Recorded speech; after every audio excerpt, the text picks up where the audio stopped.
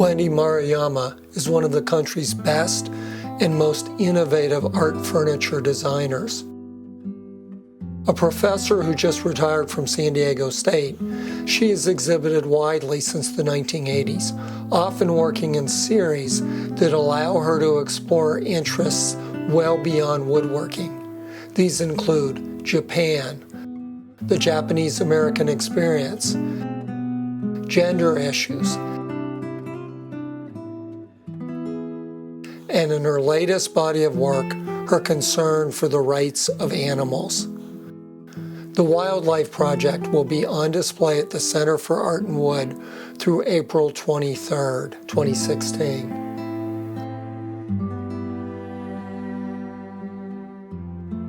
Wendy told me in an email, "I have always loved animals. Even as a child, I wore clothes with animal prints, I drew animals, and I wanted books about them. 5 years ago, I kept coming across articles about poaching and the decimation of wildlife, the horrific ways that ivory and rhino horn are procured. These animals have been roaming the earth for millions of years and are on the brink of extinction because of mankind. That is just unacceptable to me. Since these animals are half a world away, it's easy for some to turn a blind eye, but I just couldn't let it go. I went to Africa 2 years ago to experience these animals in their own environment, and it was just grand. The large sky, and to see them loom over you, not only the elephants, but the giraffe, buffalo, antelope, and big cats. Why can't man just leave them alone?"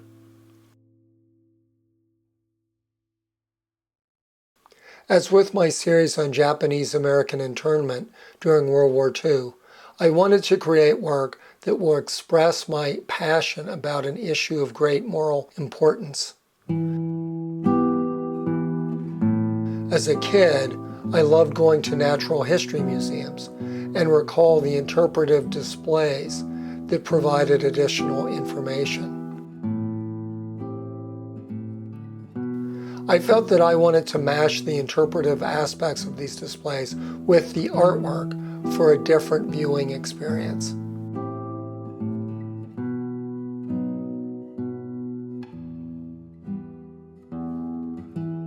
In addition to the 6 enormous elephant heads, the exhibition contains 3 shrine-like pieces: cenotaph, bell shrine, and sarcophagus.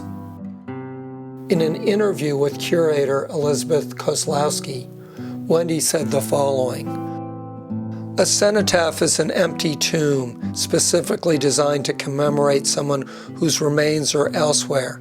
It is a form usually used for war monuments.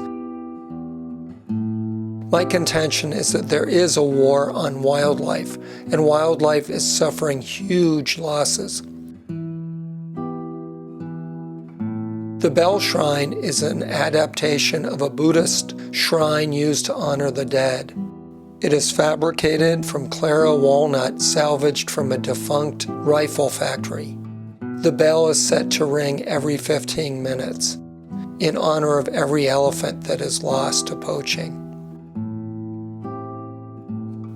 While I was working on Executive Order 9066, my series about Japanese-American internment, I became friends with several people who were members of the Buddhist temple here in San Diego. Although I am agnostic, I have always been drawn to the rituals of Buddhism and have visited temples in Japan and in the States.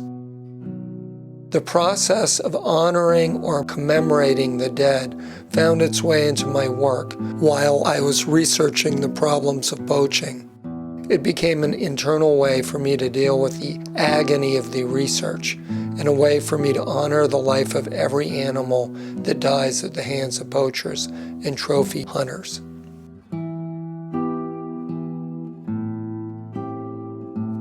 As an artist in residence at Pilchuck, I was paired with 2 phenomenal glassblowers, Nancy Callan and Dan Friday, who helped me with my tusk forms for sarcophagus.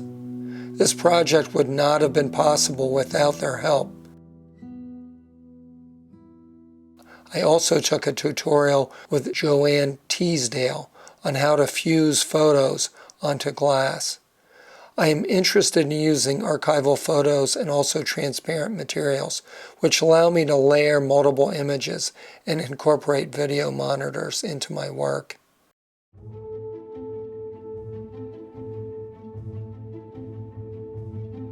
Wendy is deaf, and that's why we used email rather than a phone call for my questions.